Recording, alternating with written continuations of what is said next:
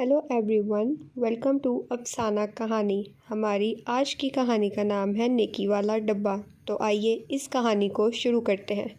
राशिद साहिब सादा मिजाज आदमी थे।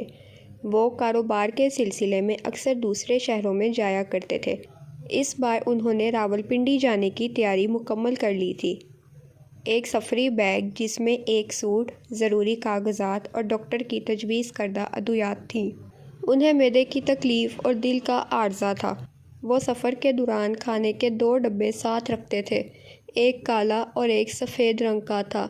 वो जब भी कारोबार के सिलसिले में किसी दूसरे शहर जाते, इनके पास खाने के दोनों डब्बे ज़रूर होते थे।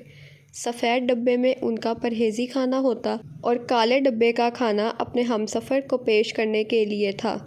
अगर काले डब्बे का खाना बच जाता तो रास्ते में किसी फ़कीर को दे आते। एक दिन अपनी इस नेकी और सादगी की वजह से उन्हें रेलवे पुलिस का भी सामना करना पड़ा। सफ़र के दौरान उन्होंने एक उढेर उम्र शख्स को खाने की पेशकश की। मुसाफिर ने शक भरी नज़र से उन्हें घूरा। भाईजान, इस तरह क्यों घूर रहे हैं? मैंने तो सिर्फ खाने की पेशकश की है। राशिद साहिब को अपने हमसफ़र का इस तरह घूरना अच्छा नहीं लगा था। अपना खाना अपने पास रखो, मैं तुम्हारे जैसे नौसरबाज़ों को अच्छी तरह जानता हूँ। मुसाफिर के घूरने से ज़्यादा इसके जुमले ने राशिद साहब को परेशान कर दिया था। मैं नौसरबाज? आप ये क्या कह रहे हैं? आपको गलत फहमी हो रही है। राशिद साहब ने अपनी सफाई पेश की। कभी कोई बड़ा आदमी खुद को बुरा कहता है? तुम पहले मुझे खाना खिलाओगे जिसे खाकर मैं बेहोश हो जाऊंगा और तुम मेरी जेबों का सफाया कर दोगे। मैं तुम्हारे इस चालबाजी को खूब समझता हूँ। मैं तुम्हारा मंसूबा कामयाब नहीं होने दूंगा। मुसाफिर की बातों से राशिद साहिब का सर चकराने लगा था। वो बोले, ये आप कैसी बातें कर रहे हैं? मैं तो इंसानी हमदर्दी के तहत ऐसा कर रहा हूँ।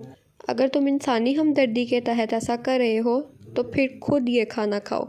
मुसाफिर के इस अचानक हमले से राशिद साहिब ने खुद को बचाते हुए कहा, मैं ये खाना नहीं खा सकता। तुम ये खाना कैसे खाओगे? इस खाने में तो बेहोशी की दवा मिलाई गई है। लुटेरे कहीं के, अब तुम बचकर नहीं जा पाओगे। मुसाफिर ने यह कहकर शोर मचाना शुरू कर दिया। आसपास के मुसाफिर भी इसकी हमायत में बोलने लगे। शोर सुनकर गार्ड आ गया। इसने सूरत हाल देखकर रेलवे पुलिस को बुला लिया। रेल की बोगी ही में पूछताछ का अमल शुरू हो गया। खाने के 2 डब्बे सबके सामने थे। राशिद साहिब ने जब इन डब्बों के बारे में बताया तो एक सिपाही बोला, अगर आप सच्चे हैं तो इस डब्बे का खाना क्यों नहीं खा रहे? दरअसल मैं मैदे के मर्ज़ में मुब्तला हूँ, परहेज़ी खाना खाता हूँ। काले डब्बे में मिर्च मसाले वाला खाना है। मैं अगर इसे खाऊंगा तो दौरान सफ़र ही बीमार पड़ जाऊंगा। राशिद साहिब के बयान की तस्दीक के लिए एक सिपाही ने दोनों डब्बों में से एक एक लुकमा लेकर खाया तो सबको राशिद साहिब की बातों पर यकीन आ गया। मामला रफा दफा हो गया। उन्होंने काला डब्बा अपनी नशिस्त के नीचे रख दिया। फिर उन्होंने तमाम रास्ते किसी को खाना खाने की पेशकश नहीं की।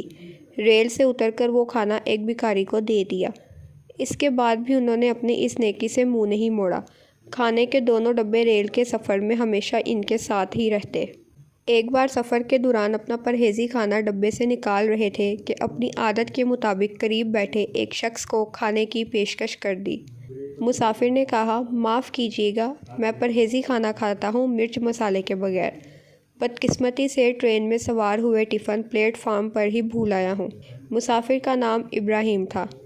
ये बगैर मिर्च मसाले वाला घरेलू खाना हाजिर है, आप बेफ़िक्र होकर खाइए। इब्राहिम भाई, तकलीफ़ मत कीजिएगा, खाना बहुत है। राशिद साहिब ने इस वक्त अल्लाह ताला का शुक्र अदा किया जब इब्राहिम ने पहला लुकमा ही खाकर कहा था, वाह, बहुत मज़े का खाना है। खाने की तारीफ़ करते हुए इब्राहिम की नज़र काले डब्बे पर पड़ी तो इसने सवालिया नज़रों से राशिद साहिब को देखा। राशिद साहिब ने काले डब्बे के बारे में तफसील से बता दिया और इससे वाबस्ता तमाम वाक़यात भी सुना दिए। ये सुनकर इब्राहिम ने कहा, आजकल तो नेकी करना भी खासा मुश्किल काम है। हम नेकी का काम करने वालों को भी शक की नज़र से देखते हैं। लोग समझते हैं कि इस नेकी के काम के पीछे ज़रूर कोई राज होगा। आप ठीक कहते हैं, राशिद साहिब ने बेख्तियार कहा। अचानक चलती ट्रेन के इंजन में कोई खराबी हो गई और वो एक झटके से रुक गई। दूर तक कोई आबादी नहीं थी। कुछ नौजवान डब्बे से उतरकर सूरत हाल का जायज़ा लेने लगे थे। एक कार्ड पटरी के साथ साथ भागते हुए मुसाफिरों को इत्तला दे रहा था। ٹرین کا انجن خراب ہو گیا ہے۔ ہم نے قریبی اسٹیشن ماسٹر سے رابطہ کر لیا ہے، پھر بھی انجن آنے میں کئی گھنٹے لگ سکتے ہیں۔ 3 گھنٹے گزر گئے۔ بچے بڑے بھوک پیاس کی وجہ سے بے حال ہو گئے۔ نوجوانوں نے نیچے اتر کر ایک ہینڈ پمپ تلاش کر لیا تھا، جس سے وہ پانی بھر بھر کر مسافروں کو پلا رہے تھے۔ ان حالات میں راشد صاحب کی نظر کھانے کے کالے ڈبے پر پڑی۔ اس میں مزیدار کھانا وافر مقدار میں موجود تھا۔ راشد صاحب علامہ اقبال کے اس شعر کی عملی تفسیر تھے: ہے لوگ وہیں جہاں میں اچھے، آتے ہیں جو کام دوسروں کے۔ انہوں نے اپنی بوگی کے مسافروں کو کھانا کھانے کی پیشکش کی۔ سبھی کو بھوک نے ستایا ہوا تھا۔ ڈبہ کھلا تو کھانے کی خوشبو سے مسافروں کی بھوک مزید چمل اٹھی تھی۔ کھانا سب کے سامنے تھا۔ ساتھ بیٹھے مسافروں کے ہاتھ بے تکلفی سے آگے بڑھے۔ کھانا واقعی مزیدار تھا۔ کھانا اتنا تھا کہ سب کو کچھ نہ کچھ سہارا ہو گیا۔ کھانا جس مقصد کے لیے لایا گیا تھا، آج وہ مقصد پورا ہو گیا تھا۔ آج نہ کسی نے راشد کو نوسر باز کہا تھا اور نہ کسی نے انہیں شک کی نظر سے دیکھا تھا۔ ٹرین میں یوں تو سبھی مسافر خوش تھے، مگر راشد صاحب تو خوشی سے پھولے نہیں سما رہے تھے۔ وہ بار بار اللہ تعالیٰ کا شکر ادا کر رہے تھے کہ اس کی توفیق سے انہیں ویرانے میں نیکی کرنے کا موقع ملا ہے۔ تو دوستوں، اگر آپ کو آج کی کہانی اچھی لگی ہو تو اس ویڈیو کو لائک کریں، کمنٹ کریں، شیئر کریں اور مزید اچھی کہانیاں سننے کے لیے چینل کو لازمی سبسکرائب کریں۔ شکریہ۔